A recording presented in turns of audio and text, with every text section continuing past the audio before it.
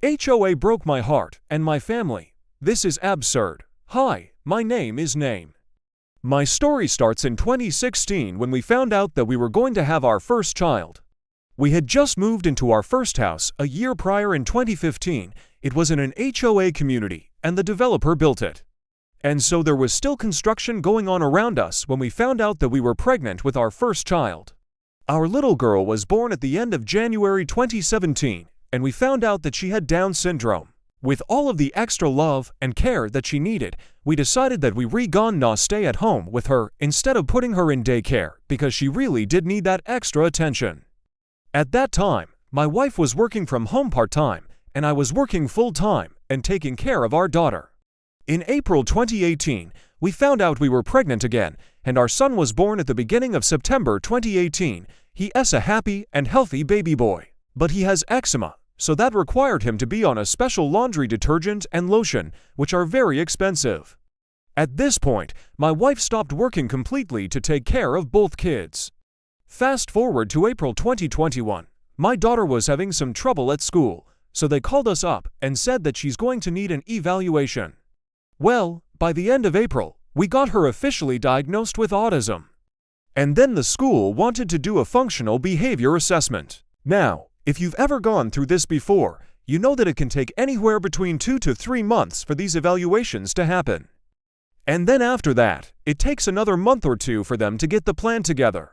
Well, our daughter, she didn't qualify for that program because the school said that she doesn't meet the criteria. But what they did see was that she does have separation anxiety issues. So they did help us with that, and they were able to accommodate for that. Around the same time, my son developed some breathing problems. And so we went to the doctor, and he was diagnosed with asthma. Then at the end of May, both kids came down with hand, foot, and mouth disease. Well, you know, things like this happen. You come in contact with other kids at school, and things like this happen. Fast forward to the beginning of June, my son was doing really well at this point. His asthma was under control, and everything was fine. That is until June 7, 2021, when he started having trouble breathing again. I called 911. They took him to the hospital, and he spent 3 days in the pediatric intensive care unit fighting for his life. We weren't allowed to go back to work while we waited to find out if our son was gonna make it. Fortunately, he was able to come home with us. And I want to be clear here, this isn't the reason why we're in this predicament. I just wanted to paint the picture of what was happening at that time. After this traumatic experience, my wife received a letter from the HOA president stating that the board was fining us $100 per day for every day that our grass was more than 10 inches tall. Even though no one from the HOA had been out to measure our lawn since October 2020, there was also a violation from December 2020 that they assessed a $50 fine for because we had Christmas lights up. According to the covenants, you're not allowed to have them up past January. Well, we didn't even get to finish January because my son ended up in the hospital from June to July. During that time, we got fined $300 for our grass being too long and $50 for the Christmas lights. At this point, I went and spoke with the HOA board. I told them everything that happened, how I had to call 911 and my son almost died. I asked them if they could please, for the love of God, just waive these fines. The HOA board refused and stated that we need to pay these fines immediately or they lines take us to court. My wife and I started crying. I couldn't believe that they could be so cold-hearted and uncaring. We ended up paying those fines, and I filed an official complaint against them. Now, the next thing I know, we're getting sued for $400 in fines. The lawsuit states that we are to appear in court on August 25, 2021. This is where things get interesting. First off, they didn't file it in the right county. This is something that any one of us could easily make a mistake on, but not a lawyer. This is a huge issue and automatically makes the entire case null and void. But that's not even the best part. The HOA thought that by suing us for $400, they would scare us away and that we would just pay up. But instead, they made it a whole lot worse for them. When I saw that they filed the lawsuit in the wrong county, I contacted an attorney. The attorney contacted me back, and he's willing to take our case pro bono, which means free of charge. And get this, he wants to countersue them for over $100,000. Now, It turns out that the HOA didn't just sue us for $400 in fines, they actually sued us for over $1,200 in fines. But that wasn't the only thing that they did wrong. As I was looking through all the documents that the HOA sent us, I found out that they never recorded my mortgage with the HOA like they're supposed to. When you record your mortgage with the HOA, you receive something called a certificate of estoppel. This protects you from personal liability for future assessments.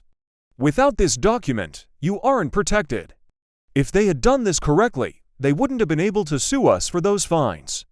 The lawsuit was supposed to be in August, but it got pushed back to September, and then it got pushed back to November. As of today, we haven't heard anything from them.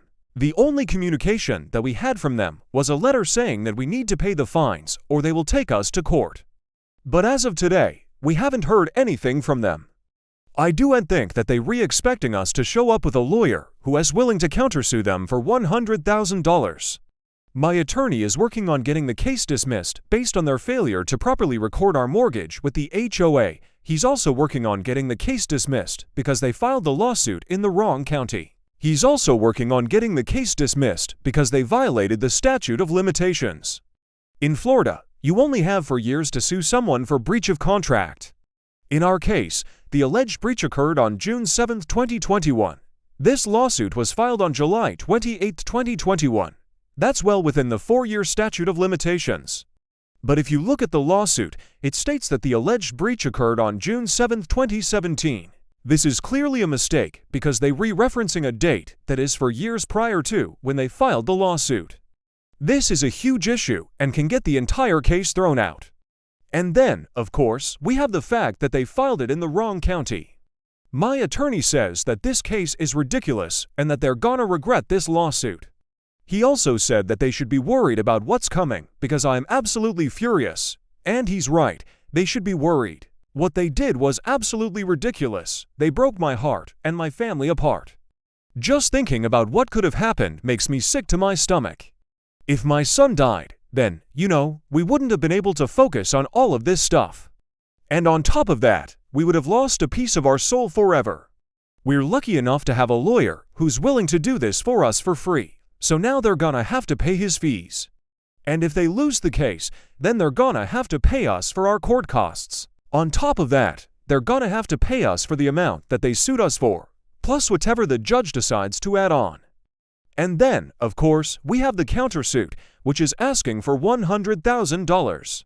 I don't know what the outcome of this case is going to be, but I do know that we are in good hands. Please follow along for updates.